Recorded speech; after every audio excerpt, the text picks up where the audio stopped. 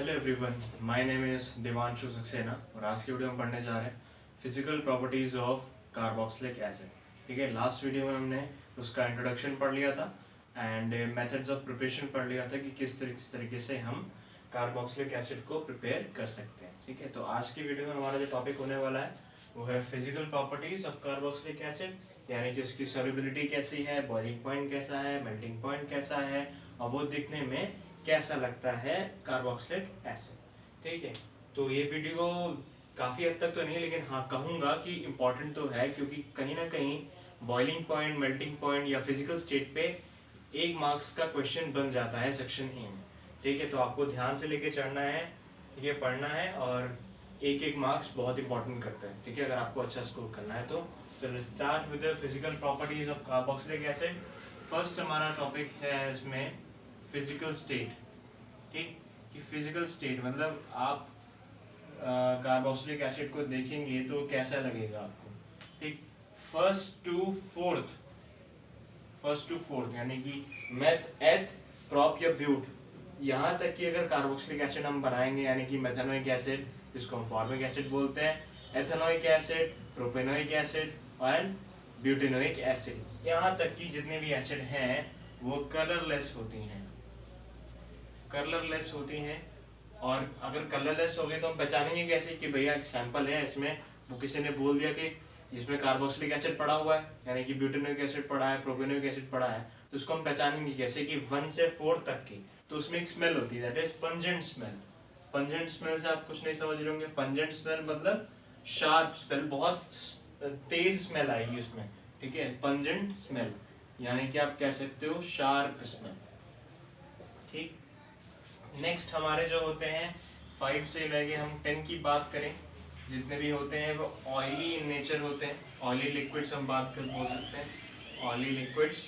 ठीक, और इनकी जो स्मेल होती है वो आप कह सकते हो कि रैंसिड बटर, यानी कि जब आप बटर को अगर एनवायरनमेंट में या फिर रूम टेम्परेचर में आप बाहर खुला छोड़ देंगे तो उसमें से एक अजीब सी स्मेल आने लगेगी, तो उसको हम बोलते हैं रैंसिड बटर। वो वाली स्मेल को हम बोलेंगे रैंसिड बटर की स्मेल।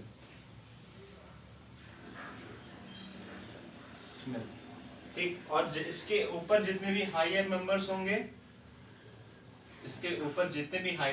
यानी कि 10 के ऊपर जितने भी हायर मेंबर्स होंगे वो भी कलरलेस लिक्विड्स हो जाएंगे, कलरलेस लिक्विड्स, और वो ऑर्डरलेस हो जाएंगी। ऑर्डरलेस मतलब उनमें भी कोई स्मेल नहीं आएगी। ठीक, तो इसमें हम हायर मेंबर्स के बारे में हमने पता किया कि कलरलेस लिक्विड्स होते हैं और ऑर्डरलेस भी होते हैं। तो अगर किसी ने बोल दिया, मान लीजिए कि भैया इसमें हायर मेंबर्स का कार्बोक्सिलिक एसिड पड़ा हुआ है, आप उसको चेक करोगे, कैसे चेक करोगे, देखोगे तो वो कलरलेस है और ऑर्डरलेस भी है, तो हम उसको भैया कैसे विश्वास कर लें। तो उसके लिए हम कार्बोक्सिलिक टेस्ट भी करते हैं, वो मैं आगे की वीडियोस में उसको बताऊंगा, कुछ टेस्ट होते हैं। ठीक है, तो जहां तक अभी हमकी बात करनी है फिजिकल प्रॉपर्टीज, तो आज का ये हो गया फिजिकल स्टेट। 3 हमारी होती हैं, 1 से 4, 5 से 10 और हायर मेंबर्स के बारे में, इसको नोट कर लीजिएगा, आसान तरीके से बताया। नेक्स्ट टॉपिक है हमारा सॉल्युबिलिटी। ठीक है, सॉल्युबिलिटी देखते हैं। सॉल्युबिलिटी मींस वो वाटर में कितना सोल्यूबल है, कितना नहीं है। ठीक, वो हमें देखना है। तो सॉल्युबिलिटी,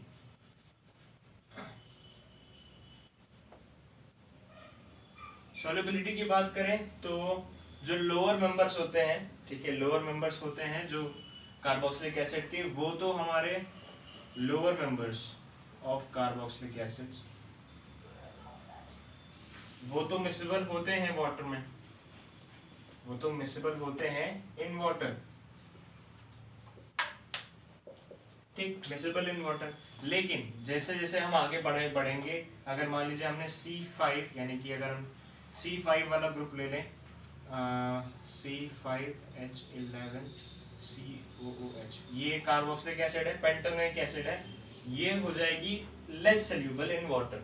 ठीक है, पार्शियली सोल्यूबल हो जाएगी, पार्शियली सोल्यूबल होगी लेकिन पार्शियली सोल्यूबल होगी। ठीक है, partially soluble in water, soluble in water.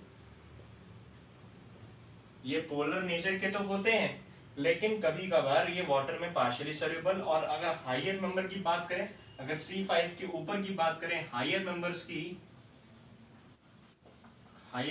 की, तो ये इनसोल्यूबल इन वाटर कहलाते हैं, insoluble in water. But water में तो सोल्यूबल नहीं होंगे, but soluble in less polar solvents such as benzene, ether, alcohol. ठीक, इन ये जो हमारे 3 सॉल्वेंट्स हैं, इसको हम इन सॉल्वेंट्स में इसको हम क्या डिसॉल्व कर सकते हैं, जिसको higher members of carboxylic acid को। ठीक है, तो ये हो गई हमारी बात सॉल्युबिलिटी। अब हम बात करेंगे बॉइलिंग पॉइंट के बारे में।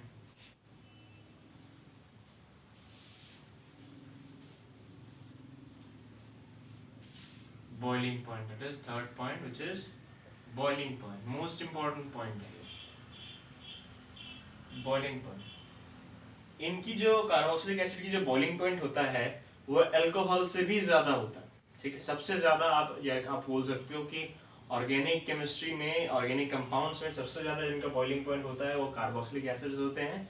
ठीक है, क्योंकि उनके अंदर हाइड्रोजन बॉन्डिंग होती है, लेकिन इंटरमोलिकुलर हाइड्रोजन बॉन्डिंग होती है। इंटरमोलिकुलर, आप समझ रहे हो, किसी भी दूसरे कंपाउंड के यानी कि दूसरी कार्बोक्सिलिक एसिड से जब वो बॉन्ड करेंगे तो उन दोनों बॉन्डिंग को हम बोलेंगे इंटरमोलिकुलर हाइड्रोजन बॉन्डिंग।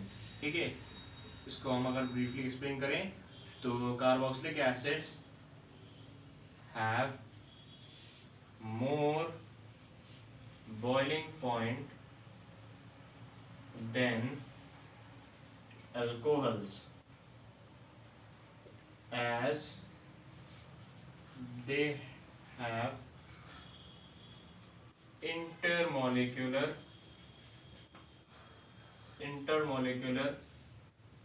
hydrogen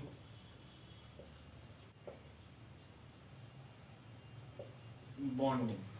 ठीक, एक पॉइंट तो ये हो गया। दूसरी पॉइंट ये है कि हाइड्रोजन बॉन्डिंग तो होगी, लेकिन इनका जो OH होता है, जो इनका OH होता है कार्बोक्सिलिक एसिड का, वो अटैच होता है कार्बोनिल ग्रुप से। ठीक है, कार्बोनिल ग्रुप से, लेकिन वो कार्बोनिल ग्रुप अटैच होते हैं एडजेसेंटली, एक दूसरे के एडजेसेंटली। अगर मैं इसका स्ट्रक्चर बना के दिखाऊं आपको, आप सबको सबसे पहले ये पता होना चाहिए कि इसका फंक्शन ग्रुप तो ये होता है।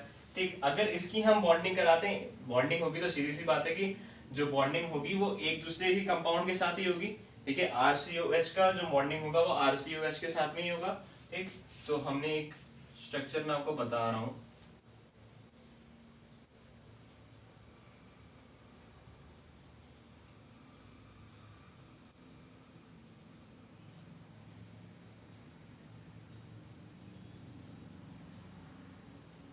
ये डॉटेड लाइन दिखाई पड़ रही है आपको, ये डॉटेड लाइन दिखाई पड़ रही है।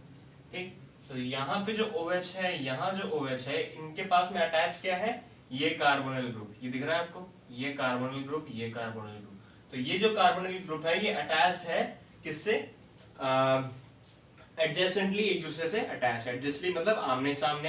तो ये जो कार्बोनिल ग्रुप है वो हमारे क्या है, इलेक्ट्रॉन विड्रॉइंग ग्रुप। और आपको मैंने पहले बताया था कि इलेक्ट्रॉन विड्रॉइंग ग्रुप जो होते हैं वो पोलैरिटी को इंक्रीज करते हैं। ठीक है, दैट्स वाई जब पोलैरिटी इनकी इंक्रीज हो जाएगी तो सीधी सी बात है कि इनका बॉइलिंग पॉइंट भी ज्यादा हो जाएगा। ठीक है, आपको अगर नहीं समझ में आया तो फिर से इसको, इस पॉइंट को देखिएगा।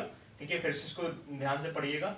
ठीक है, नहीं समझ में आएगा तो कमेंट सेक्शन पे प्लीज कमेंट करें, तो मैं अच्छे से बताऊंगा। और आपको नहीं समझ में आया तो फिर समझ लीजिए कि जो बॉन्डिंग होगी इनकी वाटर में, जो हाइड्रोजन बॉन्डिंग जो होगी वो इंटरमॉलिक्यूलर होगी। इंटरमॉलिक्यूलर मतलब दो अलग अलग कंपाउंड से, यानी कि दो खुद के अलग अलग कंपाउंड से, दैट इज RCOH। ठीक है, उसके बाद में क्या है, इनका जो कार्बोनिल ग्रुप है यानी कि C डबल बॉन्ड O और ये C डबल बॉन्ड, ये जो है ये एडजेसेंटली यानी कि आमने सामने एक दूसरे से अटैच है। और ये कार्बोनिल ग्रुप जो होते हैं वो इलेक्ट्रॉन विड्रॉइंग ग्रुप होते हैं। दैट्स वाई उसकी वजह से इनकी पोलैरिटी भी इंक्रीज हो जाती है। पोलैरिटी इंक्रीज होने की वजह से क्या होगा, बॉइलिंग पॉइंट भी इनका इंक्रीज हो जाएगा। ठीक है, तो ये पॉइंट था हमारा boiling point. It is very important for exam point of view. ठीक है, तो आपको ये अच्छे से समझा दिया है। ठीक, और नेक्स्ट पॉइंट हमारा है मेल्टिंग पॉइंट।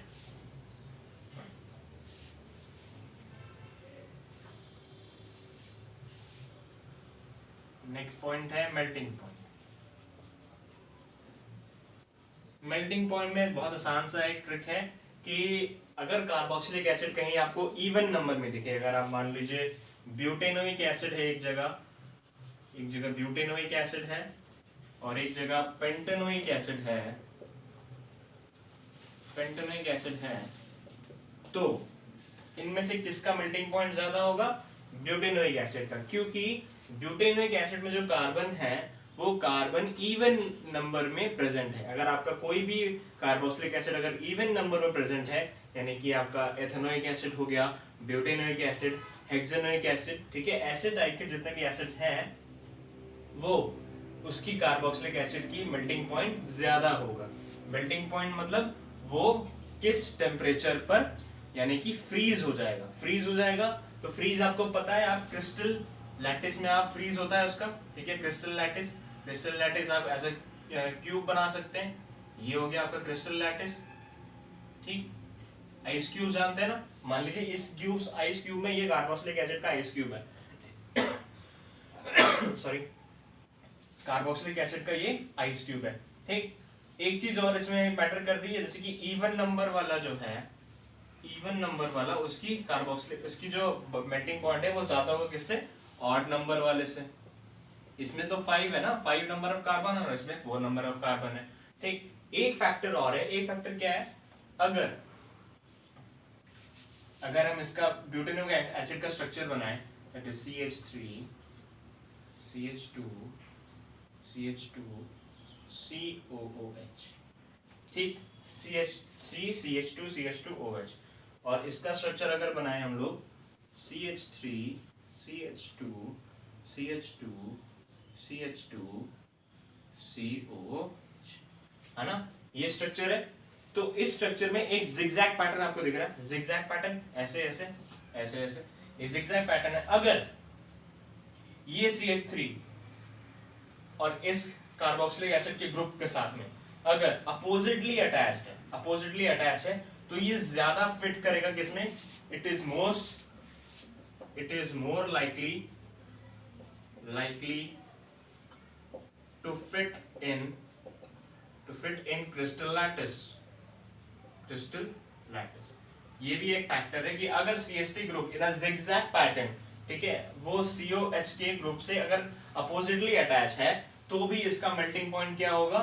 ज्यादा होगा, more melting point as compare to this one, that is pentanoic acid. ठीक है, तो क्रिस्टल लैटिस हमारा क्या था? एक क्यूब का स्ट्रक्चर बना लेंगे, ठीक, क्यूब का स्ट्रक्चर बन गया। तो ये जो हमारा है ये चीज, यानी कि ब्यूटेनोइक एसिड, ये ज्यादा कंपैटिबल होगा किसमें? ये क्रिस्टल लैटिस में। तो दैट्स व्हाई इसका जो मेल्टिंग पॉइंट है वो ज्यादा होगा as compare to pentanoic acid. ठीक है, तो ये थी हमारी कुछ physical properties of carboxylic acid. ठीक है, होप कि आपको ये अच्छे समझ में आई हो, कि नहीं समझ में आया तो कमेंट्स बॉक्स में बताइएगा। ठीक है, मैं आपको अच्छे से एक्सप्लेन कर दूंगा वहां पर भी। So hope you like the video, hope you understand well. Please do share and subscribe. अगर आप इस चैनल पे नए हैं तो प्लीज चैनल को सब्सक्राइब कीजिए और बेल आइकॉन का प्रेस करिए। Thank you so much.